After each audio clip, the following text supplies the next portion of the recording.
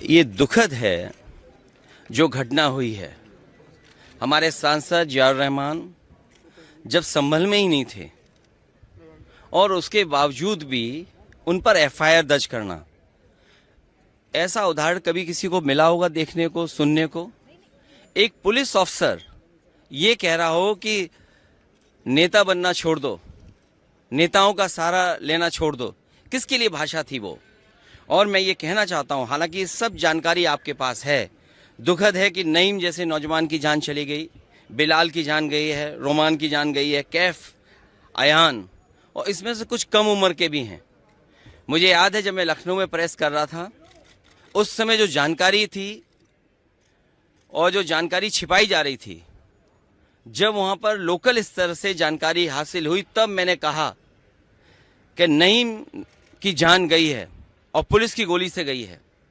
आप लोगों पे सब वीडियोस हैं, आप लोगों पे जगह जगह से वीडियोस मिले हैं, कवरेज है, पूरा का पूरा कराया गया ये दंगा है। और किसने कराया? सरकार ने कराया, क्योंकि सरकार जो बेईमानी कर रही थी, सरकार जिसने वोट लूटा, सरकार ने जिसने मशीन पर ईवीएम की बटन बार बार पुलिस से दबाई, प्राइवेट ड्रेस में पुलिस लगाई, उस चुनाव में इनकी धांधली, इनकी चोरी न पकड़ी है, इसलिए जानबूझ करके संभल में घटना कराई है। और मैं पढ़ना चाहता हूं, संभल की शाही जामा मस्जिद के खिलाफ 19/11/2024 को सिविल जज चंदौसी संभल में एक याचिका डाली गई। कोर्ट ने दूसरे पक्ष की सुने बगैर उसी दिन 19/11/2024 को सर्वे के आदेश दे दिए।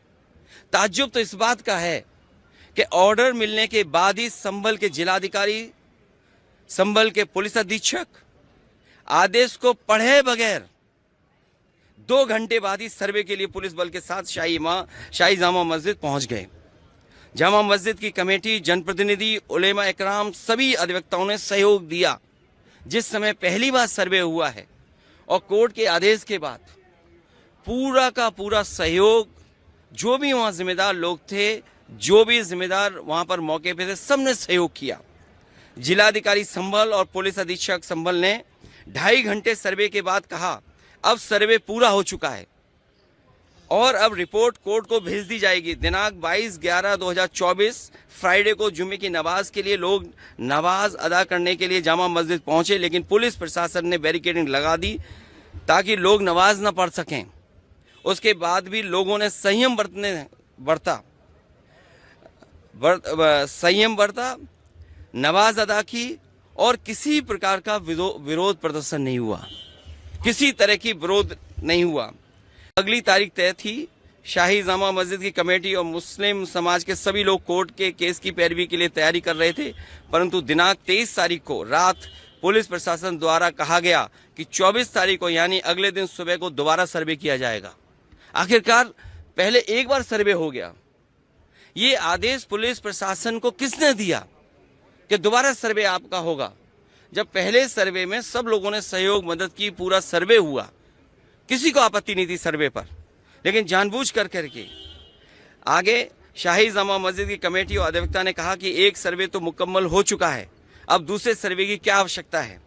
कोर्ट के आदेश का हमने पालन कर दिया, अगर दूसरा सर्वे करना है तो दोबारा आदेश करवाएं, कोर्ट के आदेश के बाद हम दोबारा सर्वे करा देंगे। लेकिन जिलाधिकारी संभल और पुलिस अधीक्षक संभल ने कोई सुनवाई नहीं की और तानाशाही दिखाते हुए और सुबह के वक्त से पहले शाही जामा मस्जिद आ गए। शाही जामा मस्जिद कमेटी और मुस्लिम समाज के लोगों ने फिर भी धैर्य रखा और दोबारा सर्वे के लिए अंदर ले गए।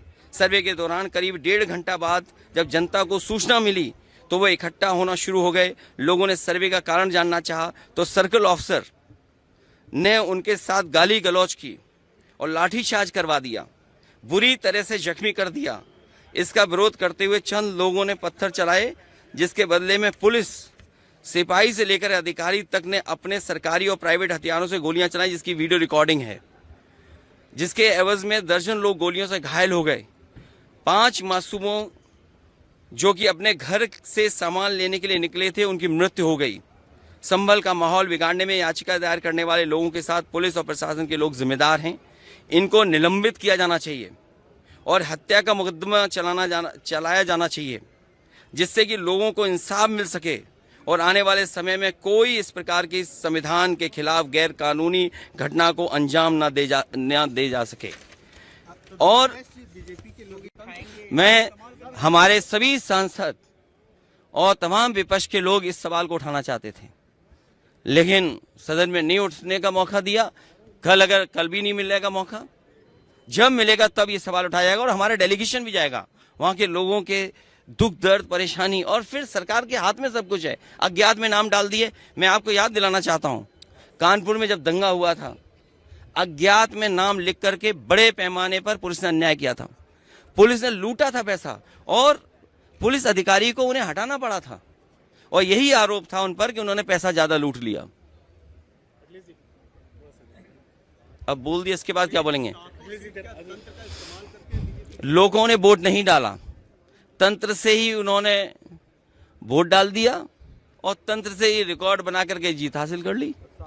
आज आप लोग इस मामले को लेकर आदित्यनाथ जी की तरफ इशारा है आपका? साबरमती सरकार करा रही है। और आपको बहराइच का नहीं पता, उन्हीं के विधायक ने बीजेपी के अपने कैडर के ऊपर एफआईआर लगाई और एफआईआर में देखिए धाराएं क्या लगी हैं।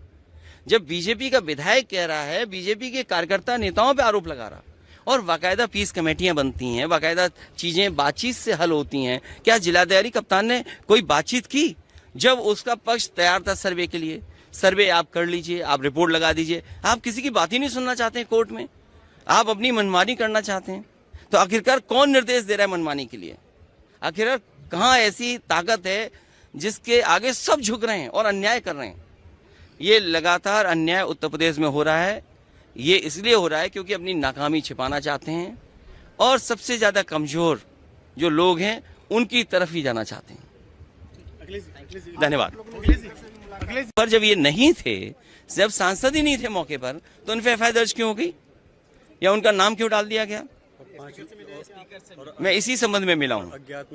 और अज्ञात में हजारों नाम डाल दिए, इसलिए डालें कि दबाव बना लें। और पुलिस तो जानते हो कैसे काम करती है।